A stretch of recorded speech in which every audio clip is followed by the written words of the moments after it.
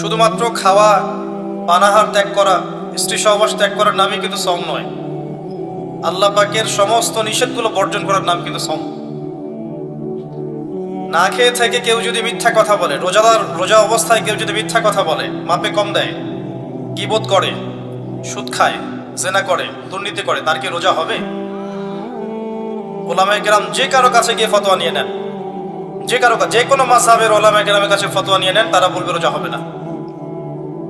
সওম এর নাম। মানসিক প্রস্তুতি নেওয়া দরকার যে রমাজান আসার আগেই আমি যে খারাপিগুলোর মধ্যে লিপ্ত আছি একটা একটা করে ছেড়ে দিন ইনশাআল্লাহ। রমজান মাস স্টার্ট হবে, তার আগেই আমার মাসের বাজার করা থাকবে।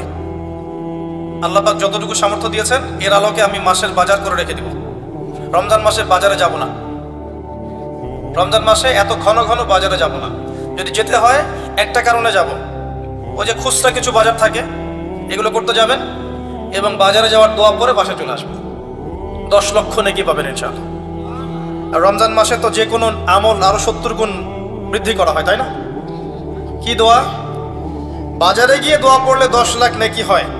যেই বাজার সম্পর্কে নবী সাল্লাল্লাহু আলাইহি ওয়াসাল্লাম বলেছেন এটা সবচেয়ে নিকৃষ্ট জায়গা আল্লাহর কাছে, আর মসজিদ সবচেয়ে উৎকৃষ্ট জায়গা, তাই না? সবচেয়ে নিকৃষ্ট কেন? কারণ বাজারে গেলে মানুষ আল্লাহকে ভুলে যায়। খেয়াল করে দেখবেন, বাজারে গেলে মানুষ আল্লাহকে সাধারণত ভুলে যায়, দুনিয়াবি কাজে মানুষ বেশি ব্যস্ত হয়ে যায়। এই যে আমরা আল্লাহওয়ালা মানুষের সহবতের কথা বলি, এটা এই কারণে যে তারা আপনাকে আল্লাহর কথা স্মরণ করায় দিবে। এই কারণে সহবত ইম্পর্টেন্ট, গুরুত্বপূর্ণ। বাজারে গেলে দুনিয়াদার মানুষের সহবতে আপনি দিন ভুলে যাবেন, আল্লাহকে ভুলে যাবেন। ওই সময় যদি কেউ আল্লাহর কথা স্মরণ করে এই দোয়াটা পড়ে 10 লক্ষ নেকি হবে ইনশাআল্লাহ তাআলা। দোয়াটা কি? আমার সাথে পড়েন, লা ইলাহা ইল্লাল্লাহ ওয়াহদাহু লা শারীকা লাহ লাহুল মুলক ওয়া লাহুল হামদ ইউহয়ী ওয়া ইউমীত ওয়া হুয়া হাইয়্যুন লা ইয়ামুত বিয়াদিহিল খায়রু কুল্লুহু ওয়া হুয়া আলা কুল্লি শাইইন কাদির। খুব কঠিন। এই ফিজিক্স পড়েছেন না? Physics, chemistry, biology, medical science, বিবি, এমবিএ, ডক্টরেট, বিসিএস কোচিং, কত কি করেছেন। এখানে এর চেয়ে কঠিন পড়া পড়তে হয় নাই? সম্ভব। এগুলো সম্ভব না, এগুলো অবশ্যই করা উচিত। চেষ্টা থাকলে আল্লাহ পাক তৌফিক দেবেন ইনশাআল্লাহ তাআলা। তো রমজানের আগেই বাজার করে ফেলেন, ঈদের বাজার পারলে আগে করে ফেলেন। স্পেশালি বাড়ির মা বোনদের দিকে খেয়াল রাখবেন, এই যে ঈদ আসলে যেন এত বেশি বাজারে না যায়। ঈদটা কাদের জন্য? যারা রমাদান মাসে পরিপূর্ণরূপে সওম পালন করবে, আত্মশুদ্ধি অর্জন করবে, তাদের জন্য ঈদের খুশি। ক্বাদ আফলাহা মান তাযাক্কা ওয়া যাকারা ইসমা রাব্বিহি ফাসাল্লা। কাদের জন্য? যারা সারা রমাজান জুড়ে নামাজ পড়ে নাই, তারাবি আদায় করে নাই, তিলাওয়াত করে নাই, সেহরিতে খেয়েছে 10টা আইটেম, ইফতারে 20টা আইটেম, এদের জন্য রমজান। রমজান মাসেও দুর্নীতি ছাড়তে পারেনি, সুদ ঘুষ ছাড়তে পারেনি, জেনা করেছে, ব্যভিচার করেছে, ঘুষ খেয়েছে, মানুষের সম্পদ আত্মসাৎ করেছে, এদের জন্য রমাদান। রমাদান আসলেই দেখবেন বাজারে পণ্যের দাম বাড়িয়ে দেওয়া হয়। কি জন্য ভাই? এই কাজটা কি গভর্নমেন্ট করে? ব্যবসায়ীরা করেন। কেন করেন? রমজান মাসে আপনার সুযোগ, আপনি মানুষকে কম দামে খাওয়ালে আল্লাহ আপনাকে অফুরন্ত নেকি দিবেন ইনশাআল্লাহ। বিভিন্ন মুসলিম কান্ট্রিতে গিয়ে দেখবেন রমজান মাসে বাজার নিয়ন্ত্রিত হয়, একদম প্রাইস কমে যায়। ইল্লা বাংলাদেশ, আমাদের এখানে দেখবেন প্রাইস রিচ করছে। এই প্রাইস রিচিংটা কারা করে? গভর্নমেন্ট করে? ব্যবসায়ীরা করেন। কেন করেন? সিন্ডিকেট কেন করেন? এই সময় কেন মাপে কম দেন? এই একটা সিজন ব্যবসা করে নেবেন এই জন্যে? এখানে যদি আপনি প্রকৃত মুমিন হতেন, মুসলিম হতেন, তাহলে আপনি জনগণের জন্য দাম কমিয়ে দিতেন এবং আপনারা মিলে সওয়াব অর্জনের একটা মাধ্যম বানাতেন। যে আজকে আমার একটা হোটেলে ব্যবসা আছে, আমি আজকে ইনশাআল্লাহ 10 জন রোজাদারকে ইফতার করব, ফ্রি। করানো যায় না? এটা করলে আপনার রিজিক কমে যাবে। আল্লাহ আপনাকে যে রিজিক দিয়েছেন, একটা দানা না খেয়ে পৃথিবী থেকে যাবেন? যাবেন না। কি জন্য অন্যায় পথে যাচ্ছেন?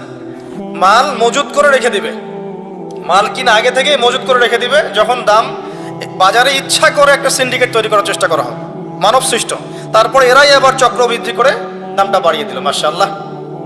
আর জনগণ দেখবেন ওই যে চাল ডাল কেনার জন্য ট্রাকের পিছনে দৌড় দিচ্ছে। এই কৃত্রিম সংকট তৈরি করেছি আমরা।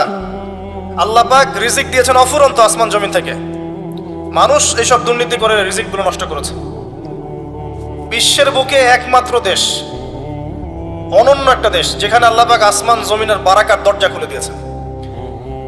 শস্য শ্যামল, সুজলা সুফল, আপনি যে কোনো প্রোডাক্ট এখানে উৎপন্ন করতে পারবেন। মাটি এমন উর্বর, আপনার সমুদ্র আছে, প্রাকৃতিক সম্পদ আছে, আপনার গ্যাস আছে, কয়দিন পর তেল আসবে ইনশাল্লাহ, নদী নালা আছে, অক্সিজেন ফ্রেশ পাবেন, খাবার ফ্রেশ পাবেন। আমাদের প্রোডাক্ট যদি আমরাই খেতাম, খেয়ে শেষ করতে পারতাম না, জানেন। আর যদি আমরা ঠিকঠাক মতো আমাদের এই প্রোডাক্টগুলোর হক আদায় করতাম, মাপে কম না দিতাম, মানুষের ভালো চিন্তা করতাম, নিজের স্বার্থ কম চিন্তা করতাম, এবং টাইম টু টাইম জাকাত দিতাম, আমাদেরকে ওয়ার্ল্ড ব্যাংক থেকে লোন নিতে হতো না। আমার কথা বুঝতে হলে ইকোনমিক্স বুঝতে হবে। এই লোন শোধ করতে আমাদেরকে সুদ দিতে হয়, এবং এটা সরকারের পক্ষে হিমশিম খেতে হয়, কষ্টকর হয়ে যায়। যদি প্রত্যেক মুসলিম সঠিক সময়ে জাকাত দিত, এবং এই জাকাতগুলোকে যদি কালেক্ট করার মতো কোনো পথ পদ্ধতি থাকতো উপরের লেভেল থেকে, যে সব মুসলিম নিসাব পরিমাণ সম্পদ হলেই জাকাত দিতেই হবে বাধ্যতামূলক, আপনি দেখতেন ওই যে কিসের ব্রিটেন, আমেরিকা, আর কিসের রাশিয়া, চায়না, এদের চেয়ে বেশি ডেভেলপমেন্ট করতে পারতাম আমরা ইনশাআল্লাহ।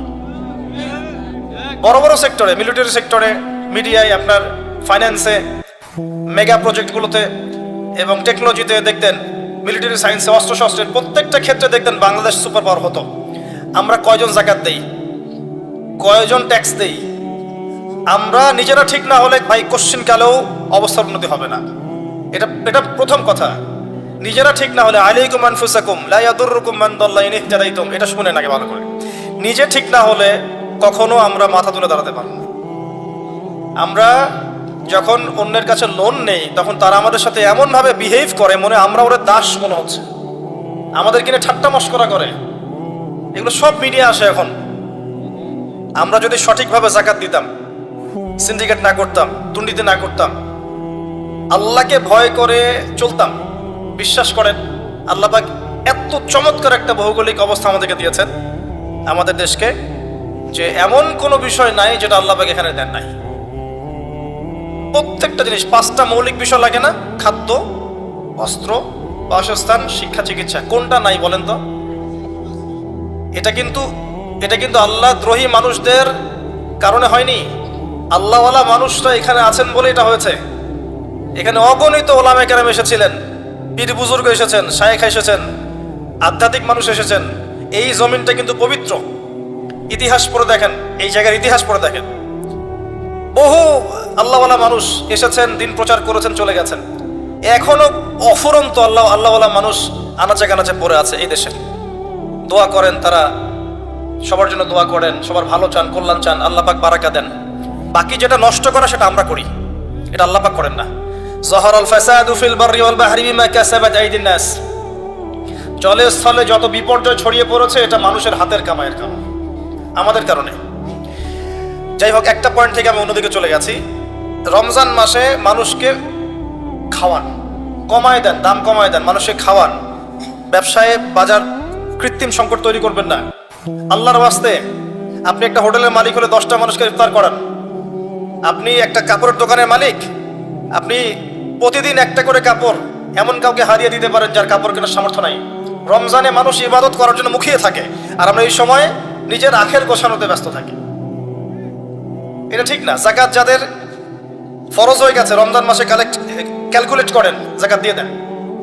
এবং যদি পারেন সামাজিকভাবে কালেক্ট করেন, রাষ্ট্রীয়ভাবে কালেক্ট করেন। যদি পারেন সংগঠন আছে না, ছোট ছোট অ্যাসোসিয়েশন, এগুলো দিয়ে কালেক্ট করেন, সবার মাঝে বিলান, যেখানে উপযুক্ত খাতে বিলান। ইকোনমিক সিস্টেমটা সুন্দর হবে। এমনও মানুষের কাছ মানে মানুষকে জাকাত দেওয়া জায়েজ আছে যে অমুসলিম, কিন্তু আমরা চাচ্ছি সে ইসলামের সৌন্দর্য দেখে ইসলাম কবুল করুক। মুআল্লাফাতি কুলুবুহুম, একটা খাত আছে, 8টা খাতের একটা খাত। আমরা কখনো এই কাজটা করেছি? কিন্তু দেশের আনাচে কানাচে মানুষ, এক শ্রেণীর মানুষ মুসলিমদেরকে খ্রিস্টান বানাচ্ছে। এই খবর আছে আপনার? খবর পাবেন না, কারণ তারা আমাদের মতো আবেগী না, আমাদের মতো বোকাও না। কেন আমরা আবেগী, কেন বোকা? মনে করেন কিছু একটা করলাম, একদম ভিডিও করে ছবি তুলে সারা মিডিয়া অনলাইন ফাটায় ফেলায় যে আজকে আমি একটা কাজ করেছি। কিন্তু আজকে যে ব্যক্তিটা খ্রিস্টান হয়ে গেছে, এ কিন্তু অনলাইনে আসে নাই। যে ওকে খ্রিস্টান বানিয়েছে সেও পোস্ট দেয়নি এই যে আমি আজকে একজনকে খ্রিস্টান বানালাম, গেছে? এই জায়গায় বুদ্ধিবৃত্তিক পার্থক্য আছে আমাদের সাথে ইসলামের শত্রুদের। আমাদের মরক্কো থেকে ইন্দোনেশিয়া পর্যন্ত দেখবেন ইসলামিক কান্ট্রি, একটা চেইনের মতো, সবাই মুসলিম কান্ট্রি। অস্ত্র শক্তি, গভর্নমেন্ট, জনগণ সব আমাদের মুসলিম। এর মাঝখানে একটা কান্ট্রি দেখবেন ইসরায়েল, সবার ঘুম হারাম করে রেখে দিয়েছে। বুদ্ধিভিত্তিক ভাবে ওদের সাথে আমরা হেরে গেছে। বিগত 100 বছর ওরা যেসব জায়গায় উন্নতি করেছে, ওরা এত মানুষকে ফুটিয়ে বেড়ায়নি যে আমি এটা করেছি, আমি এটা করেছি, আমি এটা করেছি। বুদ্ধিভিত্তিক পার্থক্য দেখেন। ইভেন মানুষ জানেও না তার কাছে কতগুলো পারমাণবিক অস্ত্র আছে, কেউ জানে না, কেউ জানে না। তো এই যে একটা বিষয়, আমরা মানুষকে দেখাতে বেশি পছন্দ করি। আমাদের উচিত ইসলামকে ভিতর থেকে, গোড়া থেকে শক্ত করা। আল্লাহ দেখিয়ে দিবেন, যখন শক্ত হয়ে যাবে আল্লাহ দেখিয়ে দিবেন ইনশাআল্লাহ। আর আইওয়াশ করে, শোডাউন করে আদতে কোনো ফায়দা হয় না। আল্লাহ পাক আমাদেরকে বোঝার তৌফিক দান করুন, আমিন। রমজান মাসে এই কাজগুলো করেন। আমি এখানে একটু সময় নিচ্ছি, কারণ আসন্ন রমজানে আমরা এমনভাবে কাজে লাগানোর চেষ্টা করব রমজান মাসটাকে ইনশাআল্লাহ, যাতে করে এই মাসটাতে আমরা আমাদের পুরো জীবনের গুনাহগুলো মাফ করাতে পারি। প্রথম কাজ 5 ওয়াক্ত সালাতে অভ্যস্ত হওয়া। রমজান মাস শুরু হয়ে গেলেই প্রথম দিন থেকেই কিন্তু আপনি 5 ওয়াক্ত নামাজে যেতে পারবেন না জামাতে, যদি আপনি এখন থেকে জামাতে অভ্যস্ত না হন। তাই এখন থেকে প্রস্তুতি। রমজান মাসেই গিয়ে আপনি জাকাত ক্যালকুলেট করতে পারবেন না, এখনই আপনি সম্পদের হিসাব করেন, ওলামায়ে কেরামের কাছে যান, জাকাতের হিসাব করেন। এমনকি আপনি এটাও করতে পারেন, আপনার সম্পদের যে মিরাস আছে, মিরাস বন্টন, এটা এখন থেকে জেনে নিয়ে সেভাবে বন্টন করা শুরু করেন। এটা একটা সমস্যা আমাদের দেশে, আমাদের মুসলিমদের মাঝে। মানুষ মারা গেলে সম্পত্তি নিয়ে কাউয়া কাচাল শুরু হয়, তাই না? জীবিত অবস্থায় কেন বন্টন করছেন না? ওই যে কয়দিন আগে দেখলেন না, ব্যাংক কর্মকর্তা একজন মারা গেল, ফেসবুকে দেখেছেন? দাফন করতে দিচ্ছে না, 2 ছেলে ঝগড়া করছে, দলিল নিয়ে বসে আছে। সুবহানাল্লাহ, মানুষের টাকায় তার কাফন কিনে দাফন করা হলো। জীবিত থাকতেই সম্পত্তি বন্টন করে দেন, যার যার হক তাকে তাকে দিয়ে দেন, নিজের হক আল্লাহর কাছে চান, আপনি সুখে থাকবেন। কারণ আমি বারবার বলি, মানুষ মানুষের অবস্থানকে ভালোবাসে, মানুষ মানুষের অবস্থানকে ভালোবাসে। আজকে আপনার অবস্থান ভালো, আপনাকে সবাই ভালোবাসছে, ঠিক আছে, কিন্তু আপনি যদি তাদেরকে তাদের প্রাপ্য না দেন, আপনার ইন্তেকালের পর তারা আপনার কথা নাও স্মরণ করতে পারে। আল্লাহকে ভালোবাসেন, আল্লাহর সন্তুষ্টির জন্য যার যার হক তাকে তাকে দিয়ে দেন, নিজের হক আল্লাহর কাছে চেয়ে নেন, আপনি সুখে থাকবেন ইনশাআল্লাহ। তো এই কাজগুলো রমজান আগেই করে ফেলেন, বাজার ঘাট করে ফেলেন। এটা আমি টিপস দিচ্ছি এই কারণে, বাজারটা অনেক বেশি সময় নষ্ট করবে আপনার। রমজান মাসে অনেক বেশি সময় আপনার বাজার খেয়ে ফেলবে। এই যে 1-1.5 মাস বাকি আছে, এখন থেকে কোরআন পড়া শিখে নেন। 1.5 মাস সময় লাগবে না ইনশাআল্লাহ, যদি আপনি আলেমের কাছে মাদ্রাসায় গিয়ে কোরআনের তেলাওয়াতটা শেখেন।